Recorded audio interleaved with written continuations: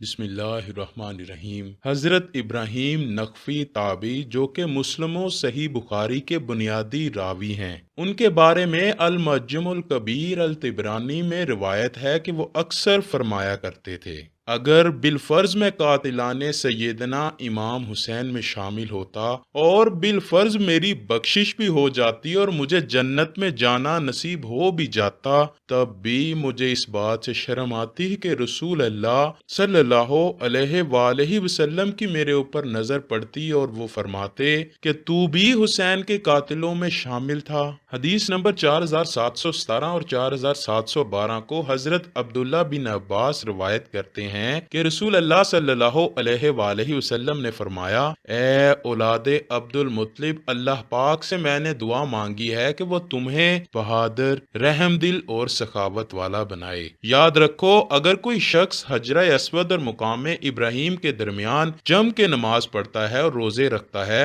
مگر وہ شخص میرے اہل بیت سے بغض رکھنے کی حالت میں اللہ تعالیٰ سے قیامت میں ملاقات کرے تو ضرور آگ میں جائے گا۔ اسی طرح حضور نے ایک دفعہ ایک کندھے پر حضرت حسن اور ایک کندھے پر حضرت حسین کو سوار کیے جا رہے تھے اور شہزادوں کو باری باری چوم رہے تھے کہ کسی نے پوچھا، یا رسول اللہ، کیا آپ کو ان سے پیار ہے؟ حضور صلی اللہ علیہ وآلہ وسلم نے فرمایا، ہاں، میں ان سے محبت رکھتا ہوں، جو ان سے محبت رکھے گا گویا اس نے مجھ سے محبت کی، اور جس نے ان دونوں سے بغض رکھا گویا اس نے اللہ کے رسول سے بغض رکھا۔ جامعہ ترمذی کی حدیث سے پاک میں ہمارے پیارے آقا صلی اللہ علیہ وآلہ وسلم نے 6 لوگ ایسے بیان کیے ہیں کہ جن پر اللہ اور اس کے ہر نبی کی لعنت ہے۔ نمبر 1، اللہ کی کتاب میں اضافہ کرنے والا۔ دوسرا، وہ جو اللہ تعالیٰ کی تقدیر کو جھٹلاتا ہے۔ تیسرا، طاقت کے بل بوتے پر مسلط ہونے والا شخص تاکہ وہ کسی ایسے شخص کو معزز بنائے کہ جسے اللہ نے ذلیل کیا ہو، یا کسی ایسے کو ذلیل کرے کہ جسے اللہ پاک نے معزز کیا ہو۔ چوتھا، وہ شخص جس نے اللہ پاک کے حرم کی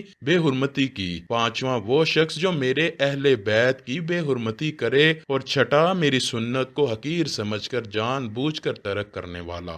اب آپ خود ہی واقعہ کربلا پر نظر ڈالیے، کیا یزید نے اہل بیت کی بے حرمتی نہ کی؟ کیا یزید نے مکہ اور مدینہ پر حملہ نہ کروایا؟ صحیح بخاری کی حدیث نمبر 3751 میں ہے کہ رسول اللہ صلی اللہ علیہ وآلہ وسلم نے فرمایا، محمد کے قرب کو اہل بیت میں تلاش کرو۔ مسند احمد 27085 جلد 12 صفحہ 53 کی حدیث میں ہے کہ شہر بن حوشب تابعی فرماتے ہیں کہ جب حضرت امام حسین کی شہادت ہوئی تو میں نے ام المؤمنین حضرت ام سلمہ کو یہ فرماتے ہوئے سنا، اللہ تعالیٰ ان عراقیوں کو غارت کرے جنہوں نے نواسہ رسول کو دھوکہ دیا اور پھر شہید کیا۔ میں نے رسول اللہ کو خود دیکھا ہے کہ سیدہ کائنات حضرت فاطمہ حضور صلی اللہ علیہ وآلہ وسلم کے لیے ایک ہنڈیا بنا کر لائیں تو حضور نے فرمایا کہ تمہارا چچا زاد کہاں ہے؟ انہوں نے کہا وہ گھر پر ہیں۔ تو حضور نے فرمایا کہ جاؤ فاطمہ، اسے بھی بلا لاؤ اور 7 بچوں کو بھی لے آنا۔ جب وہ سب آ گئے تو حضور نے ایک چادر ان پر اوڑھ دی اور اللہ پاک سے یوں دعا فرمائی، اے اللہ پاک، یہ میرے اہل بیت ہیں، ان سے ناپاکی دور فرما دے اور انہیں خوب پاک فرما دے۔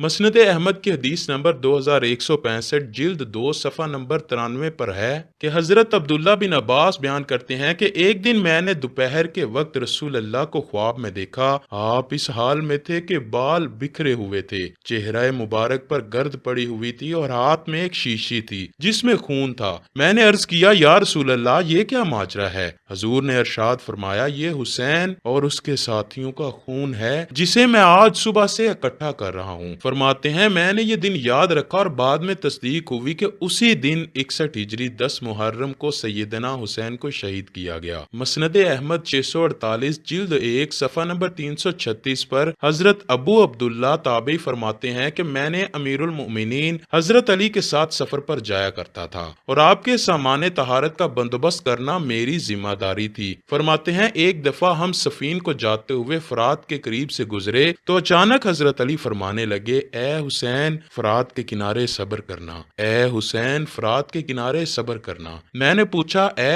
امیر المؤمنین، کیا بات ہے؟ اس پر حضرت امام علی نے فرمایا، ایک دفعہ میں نبی کریم کی بارگاہ میں حاضر ہوا تو حضور پاک زار و کتار رو رو رہے تھے۔ میں نے بے چین ہو کر پوچھا، حضور کس بات نے آپ کو غمگین کیا ہے؟ حضور فرمانے لگے، ابھی جبرائیل میرے پاس آئے تو انہوں نے مجھے اللہ تعالیٰ کی طرف سے خبر دی کہ بے شک حسین کو فرات کے کنارے شہید کر دیا جائے گا۔ اس کے بعد حضور نے مجھ سے فرمایا، اے علی، کیا میں تمہیں مقتل کی مٹی نہ دکھاؤں؟ میں نے کہا، جی حضور۔ چنانچہ حضور نے اپنی مٹھی کھولی تو اس میں مٹی تھی۔ اس کے بعد ہم دونوں اپنے آنسوؤں کو نہ روک سکے۔ دوستو، ایسے نواسے کو شہید کیا گیا کہ جس کے لیے ہمارے نبی صلی اللہ علیہ وآلہ وسلم نے کئی مرتبہ سجدہ لمبا کیا، بہت دفعہ خطبہ چھوڑ دیا، کئی دفعہ نماز لمبی کی اور بعض دفعہ جماعت چھوٹی کر دی۔ صحیح بخاری، جامعہ ترمذی، صحیح مسلم اور مسند احمد سمیت حدیث کی تمام کتابیں حضرت امام حسین اور حضرت امام حسن کی شان مبارک میں بھری پڑی ہیں۔ بہت سے ایسے مقامات ہیں جس میں حضور نے فرمایا کہ حسین مجھ سے ہے اور میں حسین سے ہوں۔